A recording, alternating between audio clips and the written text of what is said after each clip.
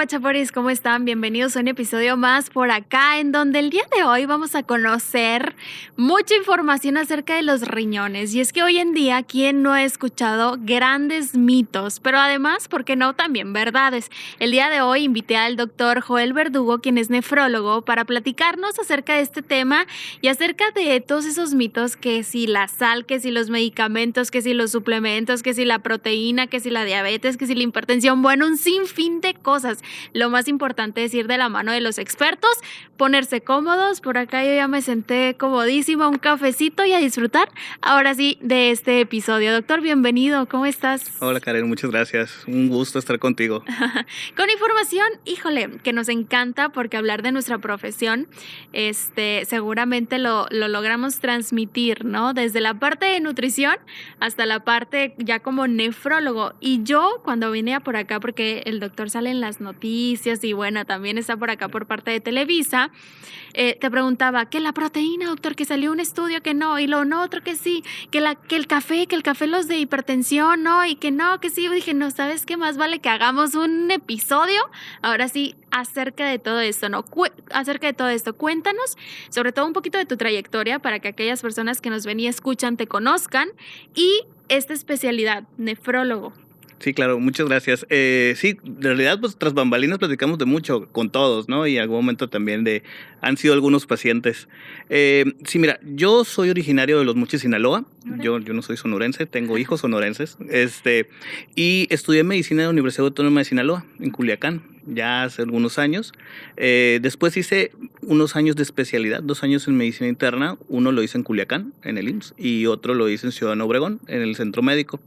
Y de ahí, pues me fui a donde siempre había querido, que es a Guadalajara. Yo soy egresado en nefrología del Centro Médico Nacional de Occidente, del Hospital de Especialidades. Ahí estuve 3 años, pues viendo lo que es nefrología. Ese hospital es uno de los hospitales que más trasplanta riñones a nivel Latinoamérica. Cuando yo era residente en aquellos entonces era el número 1 a nivel Latinoamérica. ¡Hala! Solamente para tratar de dimensionar la parte de trasplante, en el hospital donde yo soy egresado, se trasplantaba de lunes a viernes religiosamente. No. Un trasplante era religiosamente de lunes a viernes, donde nosotros en nuestra formación, junto con nuestros maestros, pues veíamos protocolos previos al trasplante, durante el trasplante y post-trasplante en el primer año. Actualmente sé que se trasplantan a veces se sigue trasplantando de lunes a viernes, pero a veces se trasplanta hasta en la tarde. Híjole. Y en ocasiones se hacían 3 trasplantes en un día, cuando recibíamos el programado de siempre, más 2 trasplantes que eran los de donador de muerte encefálica. Entonces, cuando era residente, pues recibía esos 3, ¿no? Era bastante trabajo. Te impactabas. Sí, es mucho trabajo, pero la verdad uno agradece, ¿no? En la formación. Por azares del destino, llegué a Hermosillo. Estoy muy agradecido, la verdad, ya tengo mi casa, yo ya no pretendo irme a otro lado. Todavía ¿Hace cuántos años estás por acá? Yo llegué a Hermosillo un marzo del 2016. Ok, relativamente poco. Sí, y empecé a trabajar en instituciones públicas, posteriormente práctica privada, y muy agradecido, la verdad, la ciudad es muy tranquila todavía. Somos muy cálidos, muy amigables. Es correcto. Y no hay mejor carne que la sonorense. Eso sí, bravo. Y te digo, por hacer del destino ya estamos aquí establecidos, con familia y todo, y la verdad es que no pensamos irnos. Ahora, me hablaste del nivel a Latinoamérica, pero como estamos en Sonora actualmente, seguramente cuando llegaste, pues dentro de lo que te involucrabas por acá en la especialidad, en conocer a los hermosillenses, a los sonorenses, pero ahorita, ¿con qué nos enfrentamos? Fíjate, aquí en Sonora hay una gran incidencia de enfermedad renal, pero ¿por qué?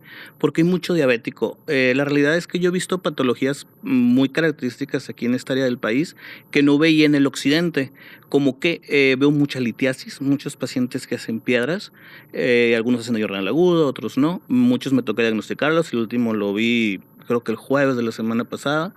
Y también veo mucha enfermedad renal. ¿Por qué?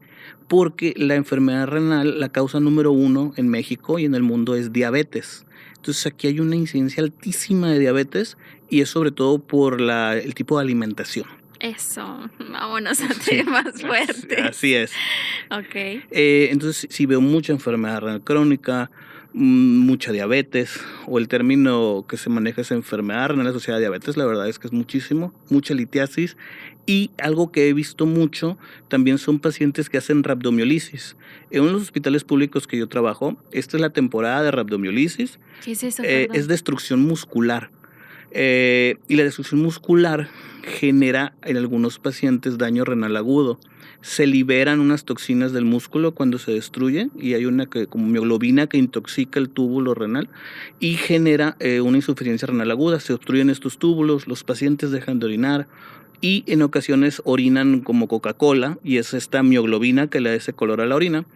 Y llegan, pues llegan asustadas. Digo asustadas porque generalmente he visto chicas que después de que van a hacer ejercicio y se quieren acabar el spinning, llegan al hospital, dolor muscular, orinan como refresco de cola, orinan oscuro, ¿no? Entonces, y esos laboratorios y ves estos metabolitos o esta destrucción muscular que tienen, y algunos responden con tratamiento conservador y otros tienes que hemodializarlos. Pero en lo que lo he visto mucho en la institución pública, eso es en el lado privado, en la institución pública lo he visto mucho en los pacientes que quieren cruzar la frontera. Se deshidratan. Entonces sabemos que para cruzar la frontera cruzan una gran parte de desierto, y estas personas que se deshidratan es otro mecanismo en el cual la deshidratación genera esta destrucción muscular, y llegan a la institución pública y lo que hacen es que llegan con esta destrucción muscular, llegan deshidratados, con esta rhabdomiolisis, y a eso sí generalmente siempre los hemodializamos. Qué increíble, jamás había escuchado eso, doctor. Bueno, Sí. he escuchado el tema renal, me explico, pero este daño muscular es por un exceso. Sí, y lo vemos mucho en las personas que se aferran en un gimnasio Sí, sí, sí. y Que le quieren meten acabarse duro. el gimnasio en un día o dos, y sí es esa destrucción muscular. Puede ser también por traumas, por golpes, accidentes, puede ser también incluso por algunos medicamentos como estatinas, puede ser algunos por cuestiones genéticas. O sea, hay muchas causas. Nosotros, como nos formamos, hay muchos artículos, y unos vienen unas listitas muy padres que cuando uno dice, ok, ya no encontré lo más común, y empieza uno a escarbarle. E incluso en las drogas, los que usan drogas generan también esta destrucción muscular y pues favorece daño renal, ¿no? Entonces, ya me interesa este tema, doctor. Ahorita nos vamos con el otro que dijimos desde un Sí. inicio, el tema de las proteínas y demás, pero por ejemplo, ¿se desarrolla de la noche a la mañana o va apareciendo poco a poco? Cuando son eventos agudos, pues, por ejemplo, hablamos de deshidratación, actividad física intensa, sí son eventos que se presentan, incluso el paciente puede haber hecho el spinning o haberse deshidratado a las 8 de la mañana y lo tenemos en el hospital a las 8 de la noche, porque a veces dicen, es lo molido o es el cansancio propio del ejercicio. Entonces, a veces tardan. Cuando llegan, cuando la pipí cambia de color. Sí, Ahí ya se esa es asustan. como que el foco más rojo. Es correcto, dicen, es sangre. Pero no es sangre, es esta mioglobina que le da ese color cafezoso a la orina, ¿no? Y ahí es cuando llegan. No llegan antes, ¿eh? Hasta Siempre que te llegan. asustas. Hasta que se asustan, así es. ¿Y qué tiene que ver los riñones, doctor, aquí? Los riñones es la destrucción muscular, se libera esta mioglobina que está dentro del músculo y e intoxica el túbulo, o sea, la parte, los tubitos en los que se forman orinas.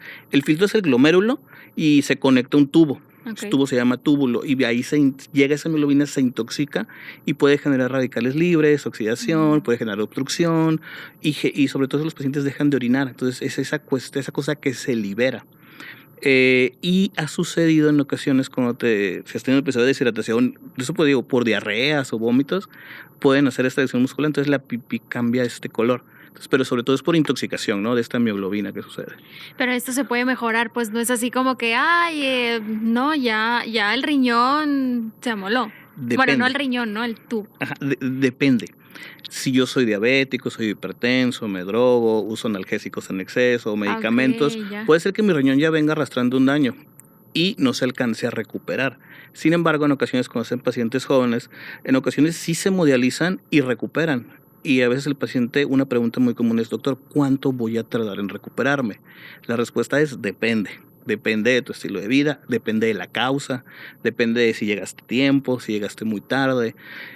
Algunos se recuperan, algunos no ocupan diálisis, y se recuperan a los días, otros ocupan y se recuperan a las semanas o a los meses, algunos se recuperan y quedan con daño, con enfermedad renal crónica, entonces te digo, es Tiene variable. que ver como que todo el contexto como para poder decidir. Es correcto, y es de eso, pues de parte es lo del médico, ¿no? El médico, saber que en sus principios lo consideran como un detective porque tienes que buscar y escarbar las causas, ¿no? Sí, claro, eso es importante.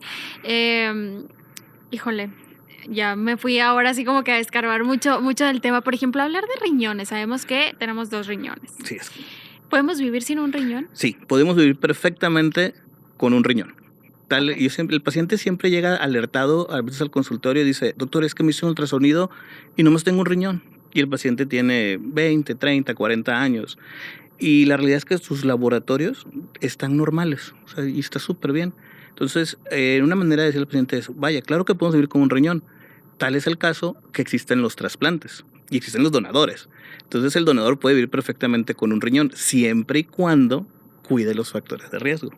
Que no te aumente de peso, que no fume, que si es hipertenso que se controle, que no sea diabético, que cuide los medicamentos que usa. O sea, sí, podemos vivir con un riñón perfectamente. Y a veces son hallazgos. Y que requieran un seguimiento específico, la realidad es que no, al menos que encontráramos algo, ¿no? Ok, ya.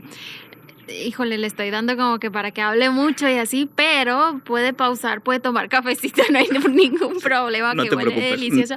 Pero es un tema que le podemos sacar mucho, mucho jugo. De hecho, hablando del café, uno de los grandes mitos, o ya usted corríjame si es una verdad, es que el café daña los riñones. A lo mejor no directamente, pero a lo mejor ya después, seguramente su respuesta será depende, ¿no? Depende del contexto, Sí. así como nutrición, Karen esto, Karen lo otro, depende.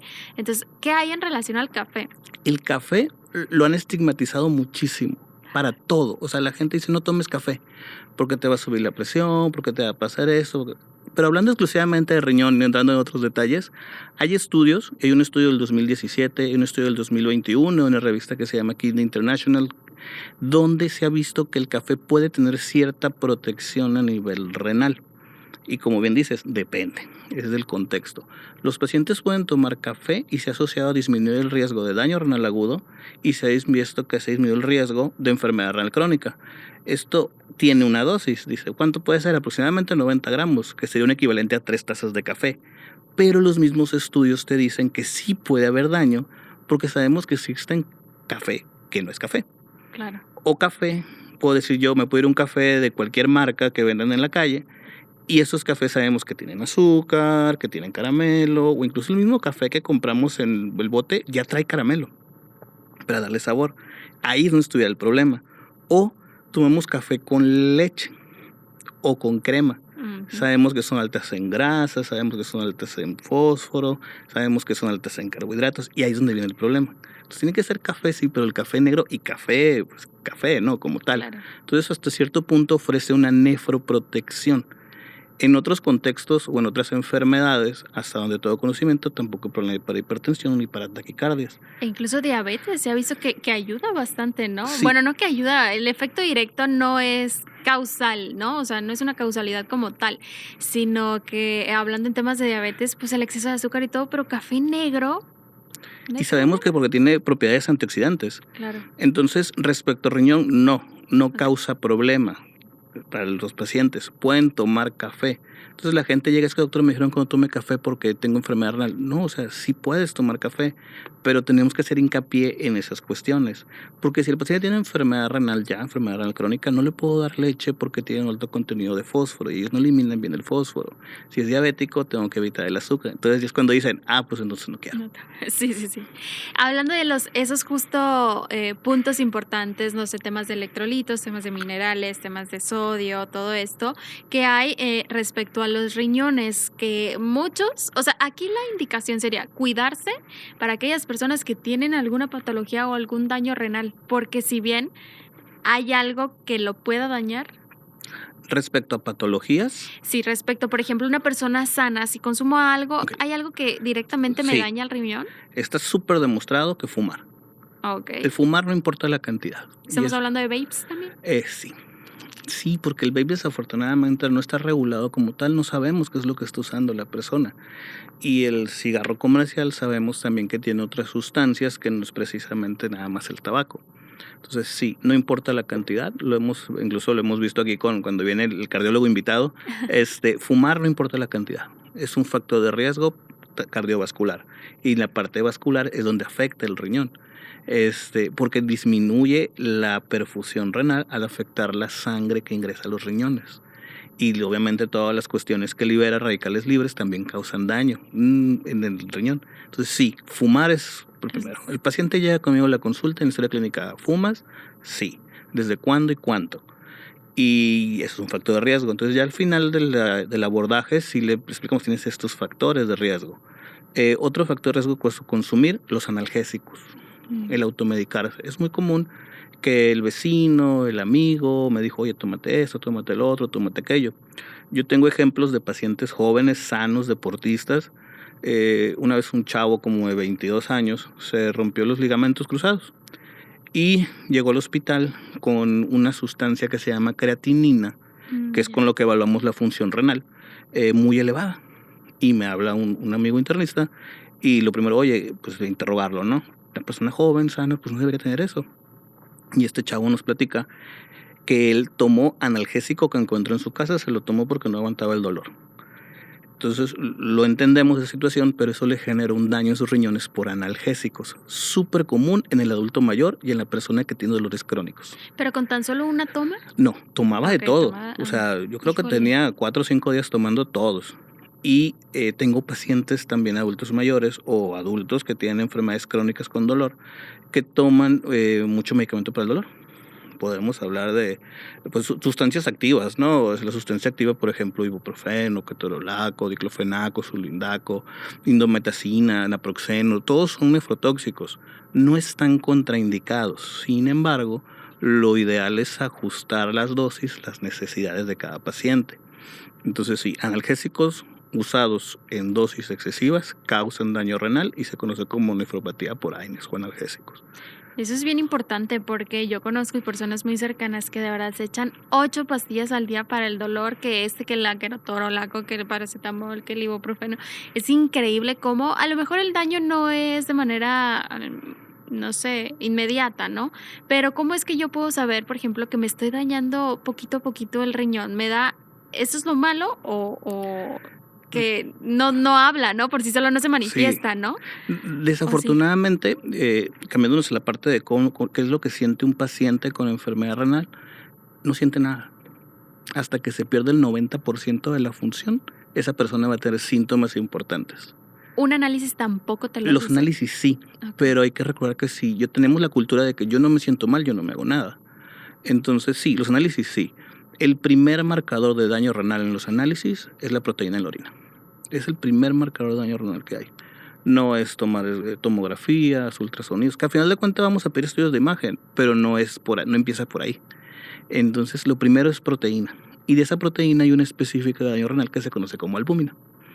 Entonces, algunos laboratorios tienen tiras reactivas para medir proteína, pero esa proteína se empieza a medir a partir de los 300 miligramos. Y lo normal de proteína general son 150 miligramos al día. Entonces, ¿qué pasó con toda esa gente que tuvo 180, 200, 250? No los detecta. Y dentro de esa proteína existe la albúmina, que es específica de daño renal, y el punto de corte ahí es más bajito, son 30 miligramos.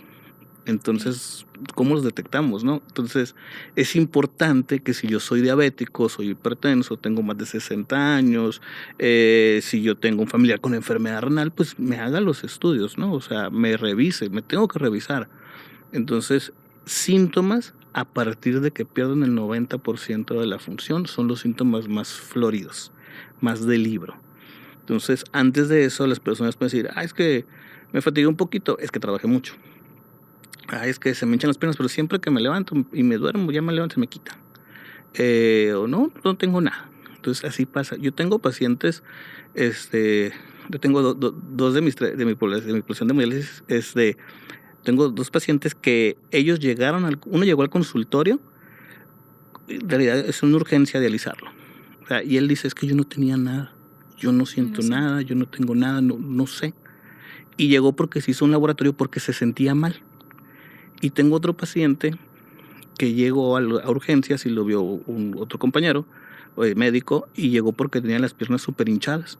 Y él llegó por hinchazón de piernas y porque las tenía rojas. Y en los laboratorios ven que está súper intoxicado.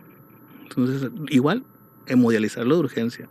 Urgencia uno fue a la 1 de la mañana y el otro fue a las 8, 9 de la mañana, ¿no? Pero sí, ellos llegaron ya para dializarse. Y es un poco complicado porque los pacientes y la familia tienen más dudas y a veces no les podemos dar las respuestas porque no sabemos. Llega un punto en que ya no sabemos. Cambiándote el contexto, el jueves biopsiamos a una chica de 28 años. Ella llegó a la consulta, la vio un compañero internista y llegó porque estaba hinchada.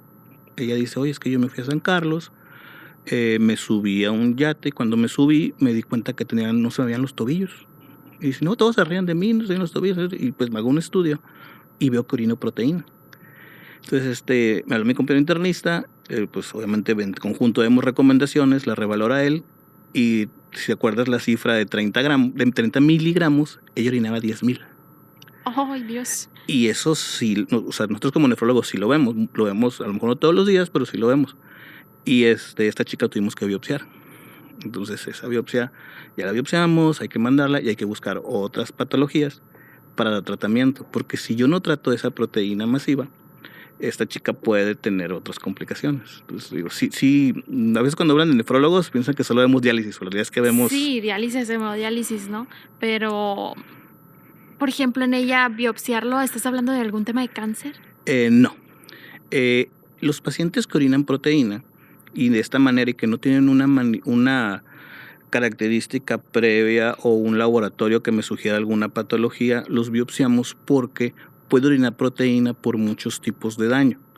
Estos daños se conocen como glomerulonefritis. Ahorita que me decías el filtro, ese es el filtro de glomérulo. Ese filtro no debe dejar pasar proteína, o deja pasar pero en poca cantidad. Y ese filtro cuando se dilata, se inflama, ya sea por enfermedades autoinmunes, porque tomaron muchos medicamentos, vaya, se lastima el filtro. Yo siempre les digo que es como un colador de frijoles. Sí. El paciente empieza a orinar proteína o sangre.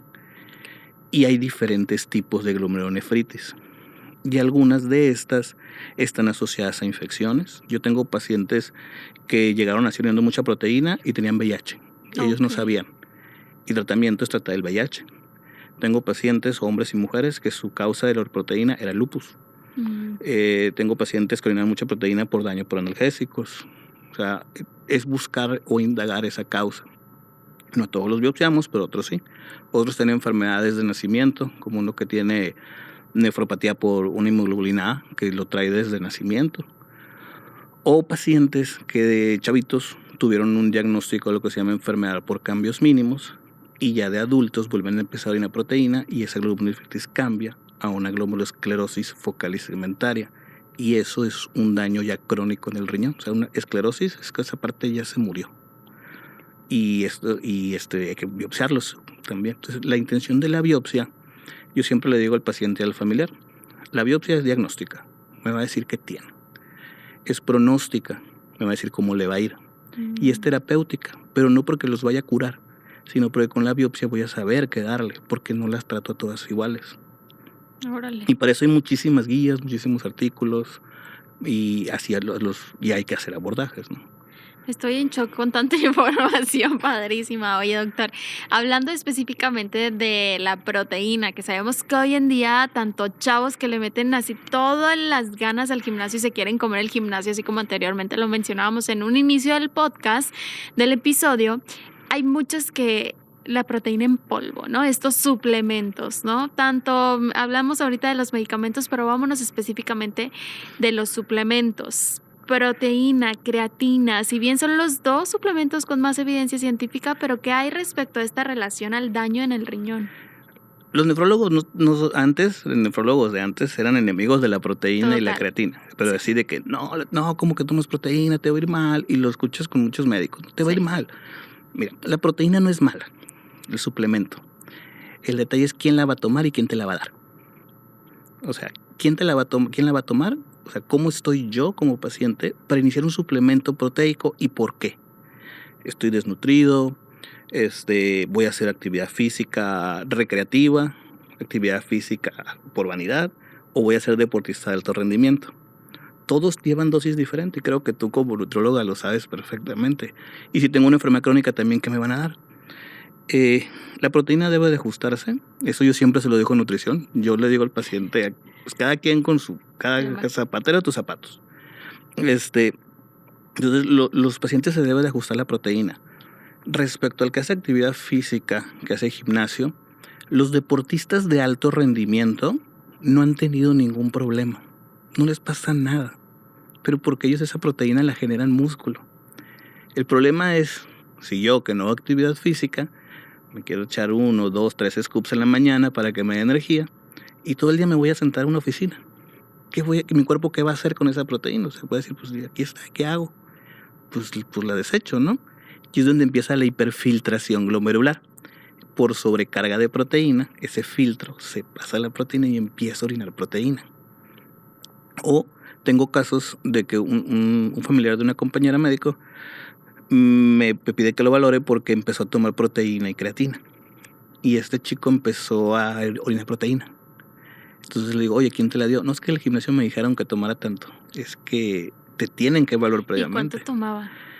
Creo que no tomaba mucho, igual creo que tomaba como 3 scoops y aparte... No, es que ese es el detalle. Sí. Estaba yo perdón que te interrumpa, pero hablando por acá en la charla, estaba yo en el gimnasio, estaba en la caminadora, y enseguida de mí estaba un muchacho y me dice, ay, desde que empecé a comer así, porque me ubican, ¿no? Como en otra, desde que empecé a comer así, empecé a bajar mucho de peso. Y yo, a ver, cuéntame, me dice, sí, es que uno de aquí me lo recomendó, y yo, a ver, va.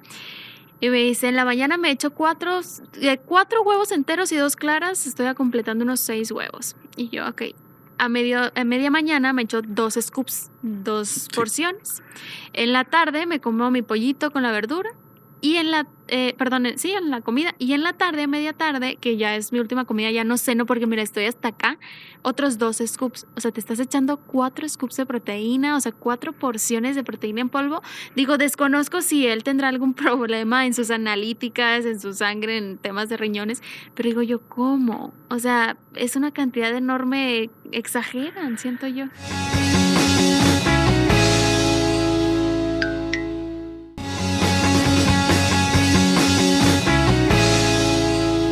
Sí, y la proteína hay que recordar que genera en su descomposición, genera urea. Entonces, si yo tengo enfermedad renal y consumo exceso de proteína, voy a generar más urea. Entonces, la recomendación es aquí. 1, háganse estudios antes de iniciar estos suplementos. Y 2, pues acudan con los que saben, ¿no? Sí. De hecho, los estudios han dicho que generalmente yo pongo 1.8 gramos por kilogramo de peso al día, dependiendo del paciente, 1.5, 1. Así.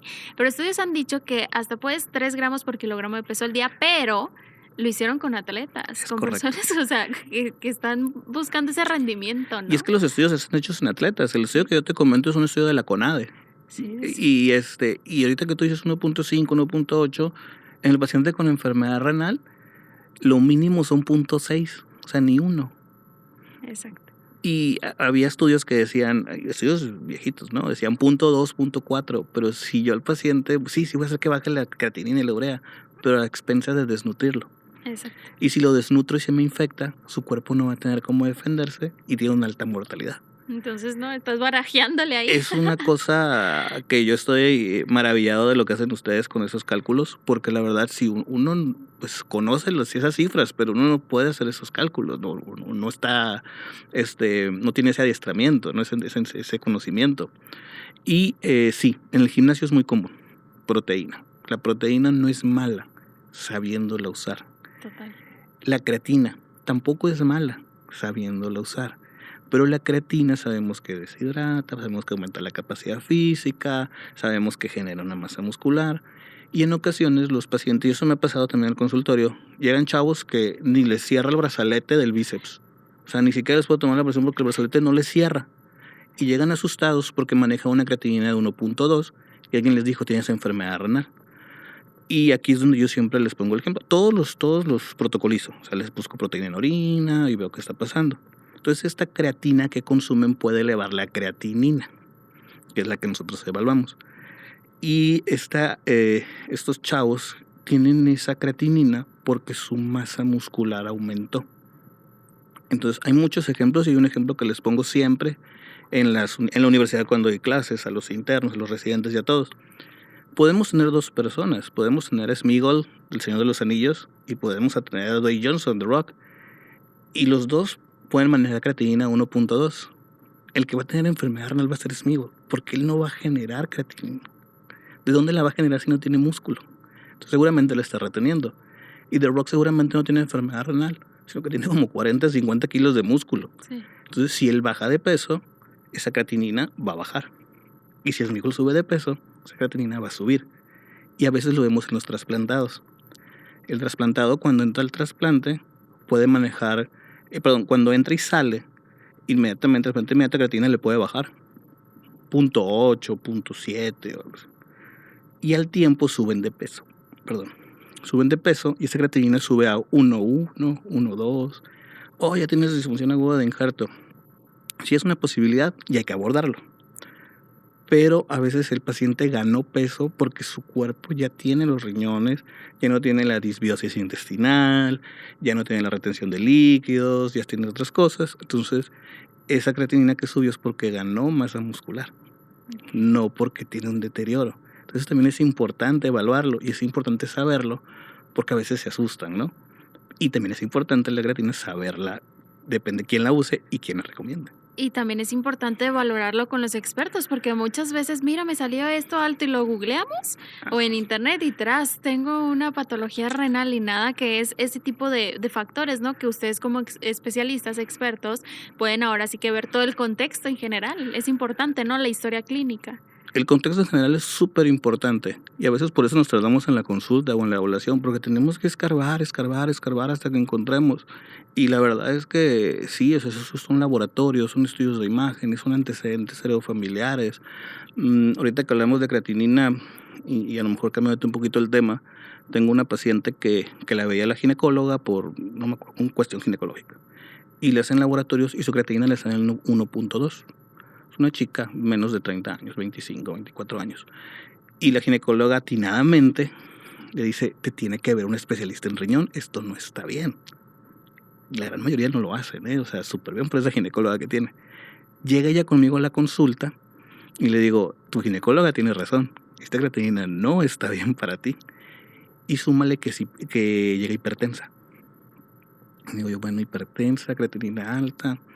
Y te pones tu mente empieza a divagar. Claro. Y en el consultorio tengo un ultrasonido y le digo, a ver, pásale, todos un ultrasonido. Y cuando luego ultrasonido, esta chica, sus riñones como racimos de uvas. O sea, tienen... como racimo de uvas, o sea, agarra un racimo de uvas y así se ve el riñón. Entonces ella tiene enfermedad renal poliquística. Ah, caray, es como el síndrome ovario poliquístico. Es correcto. Entonces tiene enfermedad renal poliquística. Entonces su riñón está lleno de quistes. Pero a veces la gente se asusta porque ve un quiste y a veces no pasa nada con un quiste o dos, y incluso son propios de la edad. Pero tener 50, 60, 70 riñón lleno de quistes, eso no está bien. Entonces esta chica tenía daño renal por una alteración estructural, por una enfermedad renal poliquística, y se explicaba su elevación de creatinina, y una de las primeras manifestaciones de enfermedad renal poliquística autosómica dominante es la hipertensión. Entonces una hipertensión en personas jóvenes o una hipertensión de difícil control, su abordaje es siempre también con ultrasonido renal. Ok, alguna persona que tenga la presión alta, ¿sería aconsejable que acuda a revisarse los riñones? Sí, todos los que tengan presión alta en algún momento tienen que revaluar su función renal, porque según las estadísticas es la segunda causa de enfermedad renal crónica, hipertensión arterial. Y la quinta es la enfermedad renal poliquística. Órale. Entonces esta chica tiene enfermedad renal crónica porque tiene una alteración estructural. Y lo bueno de diagnosticarla antes de ocupar a diálisis es que podemos preparar terreno para los 70 años que todavía le quedan de vida, ¿no? Claro, hay esperanza, por así decirlo. Claro, y no se pierde. Pero es importante saberlo, porque por ejemplo, si esta chica en algún momento quiere tener familia, necesitamos verlos nosotros junto con el ginecólogo para ponernos de acuerdo, porque en el embarazo hay cambios adaptativos del riñón. ¿En el riñón? Aumenta flujo sanguíneo renal. Sí, por eso te digo, vemos muchas cosas, no nada más vemos diálisis. Entonces a veces, cuando yo hice la especialidad, ya hace pues ya hace 8 años o 7 años cuando estábamos, que rotábamos por todos lados, el Centro Médico Occidente son varias torres, entonces un hospital de ginecología, y teníamos una población de embarazadas con enfermedad renal, y algunas se dializaban. Entonces a veces nos hablaban porque decían, oye, ¿sabes qué? Es que llegó esta embarazada, llegó llegando proteína, le llegó la creatinina, y hay que empezarlas a abordar. Entonces, por eso es importante planear perfectamente el embarazo y estudiarse, ¿no? Entonces, sí pasa, ¿no? Entonces tenemos que ver, porque en los cambios adaptativos del embarazo aumenta el flujo sanguíneo renal, porque pues ya son dos y ya no es una. Entonces el riñón en ocasiones no alcanza a compensar ese aumento de flujo sanguíneo y se manifiesta elevando proteína en la orina, con presión alta y elevando toxinas. Y en algunas las tenemos que hemodializar. ¿A poco en el embarazo? Sí, así las ves a las chicas embarazadas, con su panza, conectadas en la máquina de hemodiálisis. Y tenemos que cumplir ciertas metas de laboratorios. Y alguna literatura te dice que para cumplir esas metas necesitas conectarlas 20 horas a la semana a la máquina, que se traduce a conectarlas de lunes a viernes, 4 horas a la máquina de hemodiálisis. Y aún así el riesgo de abortos, óbitos, muerte fetal, prematura, muerte materna, es muy alto. O sea, sugerencia, si están planeando un embarazo, hay que revisarnos todo. Es correcto, y no es precisamente que vengan con uno como nefrólogo, No, es que se revisen con su ginecólogo, su médico general. o incluso análisis, ¿no? Sí. Oye, doctora, en ese sentido, entonces, por ejemplo, si a mí me sale alto el tema de la creatinina o bien urea o proteínas por allá en la orina, no quiere decir que esté relacionado directamente con alguna enfermedad renal y decir, ¿sabes qué? Ya estoy mal, estoy perdida, sino que puede todavía por ahí ver como que cierta causa y poderla asociar y disminuir eso, o ya. Sí, tenemos que buscar, porque la proteína, y este tema a mí me gusta mucho y hago mucho hincapié con los chicos en la escuela, en la Unison. Este semestre no doy clases porque no me daba ya la vida, como dicen, pero yo les hago mucho hincapié en la proteinuria, que es el primer signo. Sí, la proteinuria hay falsos positivos y falsos negativos. Hay sesgos. Es correcto. Entonces de nosotros es muy importante preguntarle, ¿hiciste ejercicio un día antes? Y ejercicio implica gimnasio, caminar, correr, incluso tener relaciones una noche antes. Puede aumentar la cantidad de proteína en la orina. Te deshidrataste, tienes una infección urinaria, una gripa, puede tener un poquito de proteína, no 2 gramos, pero sí un poquito así. Entonces dices, bueno, corrige eso y luego repetimos. Y al mismo tiempo pedimos estudios más específicos, porque los exámenes de orina, como te comentaba, hablan de proteína en general. Entonces ya intencionadamente y ya buscando algo ya, le pedimos albúmina en orina. Y hacemos una cosa que se llama albúmina y creatinina en muestra única de orina al azar. Y hacemos una relación, y eso está demostrado muy bien para tamizaje o escrutinio o búsqueda. Y le ahorramos al paciente hacer las famosas recolecciones de 24 horas, que son tediosas, enfadosas y generalmente mal recolectadas, ¿no? Hay que ver, primero hay que ver por qué hay una proteína, entonces, antes de mal viajarnos. Oye, doctor, tengo la creatinina alta. Estudios del igual laboratorio, imagen y antecedentes. Oye, doctor, me subió la urea. La urea a veces se le sube porque se deshidrata. Hay una tendencia a la urea a subir y la creatinina a bajar cuando hay deshidratación. Y eso es por una hipoperfusión renal, lo que antes se conocía como daño renal agudo prerrenal. Pero estamos hablando de que no tomas suficiente agua o de que una deshidratación de ya te fuiste en el sol y ya te me deshidrataste o simplemente por falta de agua. Por falta de aporte sanguíneo al riñón. Recordar que la sangre es agua y células. Como oxígeno. Sí, y en la sangre se mueve el oxígeno. Entonces esa hipoperfusión sí, falta de agua, cualquier cosa que me haya alterado la circulación del riñón, incluso arterias que se me comprimen del riñón, ya sea por medicamentos, ya sea porque tengo alguna alteración o porque me deshidraté. Entonces esa es la parte bonita de de buscar, pues tienes que buscar tu causa y a veces sí te vas a tu casa pensando qué tendrá o por dónde le busco. Hay cosas que no son tan complicadas, pero hay otras que sí. Pero sí, es una hipoperfusión, o sea, no le llegó aporte sanguíneo, no le llegó líquido al riñón por alguna causa y hay que corregirla. O pasa también en pacientes con falla cardíaca. ¿Por qué con falla cardíaca? Porque los de falla cardíaca el corazón no tiene la capacidad suficiente de mover la sangre y al riñón no le llega la sangre. Entonces, esos pacientes pueden hacer daño renal y ahí hay una cosa que se llama síndrome cardiorrenal y son 5 tipos. Entonces te digo, Okey. y ese es otro abordaje. Otro tema, a la torre. Yo estoy así impactada, ¿no? De tanta información, pero no te dejo respirar un poquito, doctor, en lo que nos vamos al otro tema, porque si bien hoy en día sabemos que temas de diabetes, hipertensión se están posicionando dentro de los primeros enfermedades cardiovasculares, bien lo mencionaste como la primera causa de mortalidad, pero ¿qué hay de la sal, del sodio? Muchos asocian directamente el tema de la hipertensión con el sodio, bueno, sí, con el sodio o la sal, particularmente yo les digo, la sal la podemos utilizar, pero ya cuando este tema del sodio y todos estos productos ultraprocesados y demás, ya es otro tema, ¿no? Particularmente yo veo más el tema de en mi consulta como hipertensión y estrés, que está mucho más asociado o que se los está causando como tal, que como tal un poquito de sal, ¿no? Pero ¿qué hay en relación a los riñones con el sodio? Sí, lo acabas de mencionar perfectamente. El sodio tiene una relación con la enfermedad renal y la hipertensión y lo ajustan. La realidad es que todo lo que comemos tiene sodio, o sea, todo lo que consumimos procesado tiene sodio. El sodio está en todos lados. Sí, sí, sí. Sí, sí tienen relación con la enfermedad renal porque tienen relación con la hipertensión y también tienen relación con la retención de líquidos, con el descontrol hipertensivo, que generan daño renal.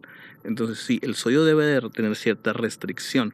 Eh, Tú perfectamente como nutriólogo haces tus ajustes en gramos y la gente dice, ¿cómo que media cucharadita cafetera en todo el día? Y aparte les quitas el jamón, Sí, bueno, no les quitas, embutidos. se los cambias el jamón, les Ajá. quitas los embutidos, las salchichas, el chorizo, oye, no puedes comer tacos de carne asada. Entonces, la realidad es que es muy complicado, pero sí, sí tiene Sí relación, a tiene. lo mejor no con la enfermedad renal como tal, Ujú, directo. pero sí con la cuestión, y sí hay que restringirse al paciente con enfermedad renal por la cuestión sobre todo del manejo de líquidos. Y estos pacientes con enfermedad renal pueden hacer alteraciones propias como bajas de sodio, hablando ya de electrolitos, en la sangre. Y en ocasiones algunos pacientes toman diuréticos que hacen que esos electrolitos se pierdan por orina y hay que hacer corrección. O sea, sí, el sodio es un tema extenso, complicado y lo tenemos que ver no solamente en la alimentación y en la hipertensión, enfermedad renal, sino para el ajuste de las diálisis, de las hemodiálisis, las terapias lentes continuas, la dieta, el seguimiento pues alta. O sea, si el sodio es una cosa complicada, y sobre todo para los pacientes. Y en ocasiones hay que corregirles acidosis metabólica, porque el riñón no genera adecuadamente bicarbonato, no elimina adecuadamente ácidos, y una manera de corregirles es con bicarbonato de sodio. De sodio, sí, Entonces, qué loco, ¿no? sí, entonces si al paciente le dices, oye, es que sí te tengo que dar bicarbonato de sodio, pero te va a subir la presión, vas a retener líquidos, pero te tengo que controlar la acidosis, porque la acidosis está asociada a mayor mortalidad, mayor función renal, y no te puedo dar carbonato de calcio, porque el calcio, tú tienes tu calcio normal alto y está contraindicado porque te genera calcificación vascular. Entonces sí, sí es Un tema. un tema ahí complejo, pero sí el sodio sí está asociado. Entonces sí les pedimos a los pacientes disminuir la ingesta de sodio. Entonces el sodio está en todas las bebidas, todos los... Estas, ¿no? De Sí. toronja con piña y que no sé qué, que son casi como refrescos, agua mineral con mil cosas y todo Sí, esto. el sodio no es quitarlo, porque también quitarlo hace daño y lo necesitamos, es parte de nosotros. Pero sí también en exceso hace mucho daño. Sí, porque está la bomba de sodio, magnesio y potasio, Es ¿no? Súper. correcto. Y los electrolitos es un tema también laborioso en los pacientes con enfermedad renal. No es complicado, es laborioso, porque sí hay que Sí. irles moviendo, quitando, y eso sí, siempre agarrados de la mano de nuestro especialista en nutrición. Sí, creo que en este punto, hablando de una persona con alguna patología renal, tienen que ir muy, muy de la mano con el nutriólogo, con ese seguimiento, porque hay muchas dudas, pero además tienes que estar muy bien controlado. No es a lo mejor tan así, tan que los puedas soltar tan fácil, ¿no? Es que no los puedes soltar, No, no, porque no si los no, puedes soltar. Es, si no se van abajo, sí, sí. porque la gente dice, doctor, es que la leche, y les dices, es que yo tomo leche sin lactosa, doctor. Ok, es que la lactosa no es el problema, le dices. El problema es que la leche tiene fósforo y los pacientes no eliminan bien el fósforo por orina y el fósforo alto genera otro problema y otro tema, que es estímulo en la hormona paratiroides, que no es la tiroides, es la que está pegadita a la tiroides, y esa hormona se estimula en los pacientes con enfermedad renal crónica. El fósforo alto es un estímulo y eso genera que los pacientes tengan osteopenia o osteoporosis, se descalcifican. La hormona lo provoca. Entonces, Ujú. la retención de fósforo el calcio bajo por deficiencia de vitamina D y la hipovitaminosis de vitamina D del paciente con enfermedad renal genera hiperparatiroidismo secundario. Y esos pacientes, mucha comezón y tienen descalcificación. Y lo comentábamos la otra vez en las noticias, estos pacientes pueden ser tan graves, y yo lo he visto poco, afortunadamente, hacen algo que se llama calcifilaxis, o un término más científico es arteriolopatía urémica calcificante, que eso es que el calcio se pega en las arterias. Y de tal manera que tú les haces una radiografía de las manos, porque así están las imágenes en los libros y en los estudios, y se le ve, las venitas que se nos ven aquí, se ven como si las hubieras pintado con contraste, y no es contraste, es el calcio pegado en la arteria. Entonces yo recuerdo la última paciente que tuve, tomaba mucha soda de la que todos conocemos y mucho fósforo. Pues esta señora, cuando llega una vez a la consulta, un día ya como que dijo, ya basta.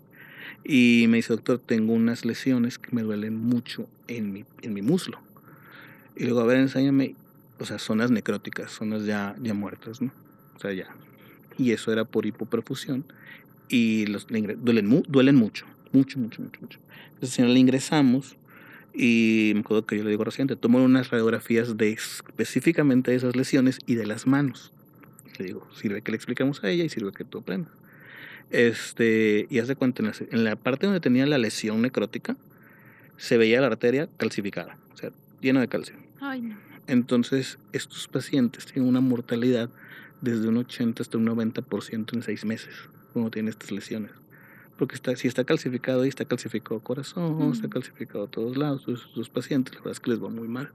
Y eso es por una mala alimentación. Y por eso volvemos a que no hay medicamento en ocasiones cuando ya llegamos ahí. Sí hay medicamentos para bajar el fósforo, hay un medicamento maravilloso que llegó a México ahora en noviembre para bajar el potasio. ¿A poco? Sí, carísimo, ¿no? Pero sí existe. Y llegó ahora en noviembre y tenemos para bajar fósforo y todo, pero la intención no es eso. Claro. La intención es que los pacientes también aprendan y adquieran su responsabilidad y que sepan que les va a generar problemas. Y a lo mejor no hoy, no mañana, pero sí a largo plazo. Entonces, al final de cuentas, desafortunadamente, esta señora sí falleció como a los 2-3 meses que la vimos. Así es, qué increíble, ¿no? Cómo todo va relacionado. Oye, doctor, por último, para ya tocar este tema, hablando, creo que de la litiasis que mencionabas en un inicio, es uno de los temas que más temor le temen las personas. Tengo piedras en la vesícula, tengo piedras en los riñones, como que el término piedras es, ¿no?, alarmante. Pero ahora, hablando específicamente de los riñones, ¿qué es lo que lo genera? ¿Cómo me puedo cuidar? ¿Hay personas que son más susceptibles a piedras? ¿Cómo es esto? Yo tuve piedras, ¿no? Me operaron hace como 10 años. ¿A poco? Hablando Sí, de nefrólogo. sí, el colmo del nefrólogo. Pregúntenme si hago dieta. Sí, ya. Cuando tienes una piedra, la mitad a los 5 años va a tener otra. Y a los 10 años el 75%. Entonces yo ya llevo, no sé, más de 15 años, ¿no? Y ya no ha habido piedras. Okay. Entonces sí modifiqué dieta. Sí tiene que ver la alimentación, ¿eh? Alta ingesta de oxalatos, algunos vegetales verdes en exceso, tés negros, marca la que quieran, todas las sodas. Sí, la dieta tiene que ver alto contenido en proteína, carne roja, y alto contenido en sal. Creo que esa es sobre todo las últimas dos son muy comunes aquí. Deshidratación, esa es otra. Y cuando un paciente tiene recurrencia o tiene es formador de piedras o formó piedras de tal manera, se hace cuenta que el riñón donde se colecta la orina, esos no son los tubos que platicamos, son otra cosa más grande, anatómica, se pueden hacer piedras como corales de mar. Entonces, esos pacientes tienes que abordarlos, buscarles una causa secundaria. Una causa es ese hiperparatiroidismo que te decía, pero ese es el primario. Entonces hay que buscar por qué tienen ese hiperparatiroidismo. Entonces hay que quitarlas. Eso no lo hago yo, es un cirujano, pero hay que abordarlos. Y hacen piedras en los riñones muchos. Hay pacientes que tienen mala alimentación y ahí es donde entra una causa, es el síndrome metabólico. Obesidad, prediabetes o diabetes, hipertensión, esos pacientes tienen más riesgo. Los que hacen manga gástrica. También. Los de la manga gástrica aumenta el riesgo de la cirugía bariátrica de formación de piedras. Cuando tenemos una piedra, la piedra el 85% son de calcio. Y los demás pues son misceláneos, y cuando son misceláneos hay que buscar causas secundarias, porque infecciones recurrentes por un bicho que se llama Proteus generan piedras de estruvita. Pero bueno, ese es otro tema. las piedras de calcio, entonces, ¿qué es el razonamiento lógico? Yo no les digo que está mal, es un razonamiento lógico. Mis piedras son de calcio, no consumo calcio. No tomes leche, no tomes esto, pero ahí está el erróneo porque el oxalato, que es el cristal, se pega al calcio en el intestino y se elimina por heces. Entonces, si yo no consumo calcio, este oxalato no se pega, se absorbe y genera piedras de oxalato. Entonces, tiene un razonamiento. Hay causas genéticas, tubulopatías, absorciones inadecuadas de electrolitos. Hay causas también bariátricas. Hay algunos medicamentos, algunos antivirales para el VIH, algunos anticonvulsivos, algunos antihipertensivos. Hay causas, que es lo que a veces no nos gusta decir, idiopáticas. No sabemos por qué y es frustrante para el paciente y para nosotros. Hay causas también la poliquistosis renal. Yo he tenido pacientes que llegan por piedras y al momento de hacer el estudio de imagen, vemos que tienen llenos de quistes y eso favorece la formación de piedras. Entonces sí tenemos que abordarlos, ¿no? Y las piedras, que te platicaba el jueves de un paciente, el señor llega conmigo porque es muy común, me duele el riñón, pero a veces no es riñón, pero bueno, lo abordamos y este señor que ya había formado piedras, que tomaba muchísimo refresco, había orinado una piedra 15 días antes. Le hago ultrasonido en el consultorio y esos conductos que te digo donde cae la orina los tenía dilatados. Ay. ¿Dónde estaba la piedra? No lo sé porque eso yo no lo puedo ver en ese estudio. Pero lo que sí podía ver es esa dilatación y decirle, tu riñón está obstruido. ¿Por qué? No sé, pero lo más probable es que sea una piedra. Le pedimos un estudio complementario, avisamos al experto en cirugía, que es el urólogo, y uróloga en este caso, y cuando hacemos la tomografía, sí, tenía una piedra de 1.7 centímetros. Híjole. Entonces esa piedra ya no iba a salir. Oye, ¿ese es otro mito? ¿Que las piedras se pueden salir por sí solas o es una realidad? Sí es una realidad, depende del tamaño de la piedra. Menores de 0.4 centímetros o 4 milímetros generalmente es no orinar. Los libros lo dicen, y yo voy a decir solamente lo que dice el libro porque una paciente una vez me dijo que no era cierto, pero luego decir lo que el libro dice, que una piedra duele más que un parto. ¿A poco? Entonces, una paciente me dijo, no es cierto, usted nunca ha tenido hijos. No he tenido, yo le digo lo que dice el libro, le digo. Pero he tenido pacientes, mujeres que han tenido piedras y han tenido partos y me dicen, doctor, prefiero tener otro parto que otra piedra. Híjole. Las piedras no son lisas, es como la piedra del monte. Ay, no. Son espiculadas, son como tu programa, son un guachapuri. Sí, literal. Sí, entonces vienen raspando, provocan dolor, sangre, náusea, y cuando se obstruyen pueden provocar insuficiencia renal aguda. Y volvemos a la parte de que me preguntaste. ¿Puede haber deterioro de la función renal o podemos vivir con un riñón? No se dan cuenta de ese deterioro porque el otro riñón se está aventando la chamba. Y el riñón que no se está aventando la chamba, pues ahí está tapado y genera daño crónico en ese riñón. A la torre. Híjole, ya le eché todo el guachapor y yo por acá, doctor. De verdad que ya nos quedan 5 minutos, pero me gustaría conocer sus recomendaciones finales. Es decir, ¿qué podemos hacer para cuidar nuestros riñones? ¿O hay algo extra que nos quisiera decir? Sí, hay reglas. Si eres hipertenso, cuida tu presión. Si eres diabético, cuida tu azúcar. Haz por lo menos 150 minutos de actividad física a la semana los que puedan. Es decir, por lo menos media hora al día. Pero no cuenta barrer, o sea, tiene que ser actividad física que de verdad sea. No fumes, no te automediques. Si tienes enfermedad renal, chécate, hidrátate bien. ¿Cuánto? De 2 a 2 litros y medio de agua al día es la recomendación. Sin embargo, depende de tus necesidades. O sea, si yo le digo a un albañil que eche un techo, tómate 2 litros, él va a tomar 10, 12, 15. Pero si yo estoy en la oficina y me quiero tomar 10, pues no me los voy a tomar. Entonces, depende. Hidrátate bien. Las bebidas alcohólicas hay que disminuirlas, aunque no causan daño renal como tal directo, hay que disminuir el consumo de bebidas alcohólicas. No utilices drogas, todas las drogas causan daño renal y otras tantas cosas. Entonces es lo que hay que cuidar, ¿no? en nuestros pacientes. Lo que ya saben. Lo que ya sabemos, es correcto, pero no lo hacemos. Pero exacto, malamente. Doctor, te agradezco enormemente tu tiempo. Sabemos que el tiempo de los doctores es valiosísimo y que andas corriendo, pero gracias por tomarte 1 hora de tu día y estar presente por acá en Guachapuri. No, al contrario, gracias. Es un gusto para mí. Siempre veía que todos se van y yo no, y decía, ¿qué hay que hacer para estar en Guachapuri? No, padrísimo, pues ya mira, nos aventamos todo ahí. Episodio número 2. Muy bien. Muchísimas gracias y gracias a ustedes también por por acompañarnos. Ya aprendimos muchísimo, de verdad que cómo se aprende por acá. Cuiden sus riñones, todos sus órganos son sumamente valiosos. Y si este episodio te gustó, ayúdame a compartirlo a muchas más personas. Nos buscas y encuentras en todas las plataformas digitales como Guachapori. Mi nombre es Karen Vázquez y así también podrás encontrar mi sección donde platico de temas de nutrición, salud, bienestar y otros tantos que no van con el tema, pero también son importantes mencionarlos. Así que te agradezco enormemente el haber estado por acá con nosotros una hora platicando de temas importantes. Nos vemos todos los lunes de 4 a 5 de la tarde. Cuídense mucho.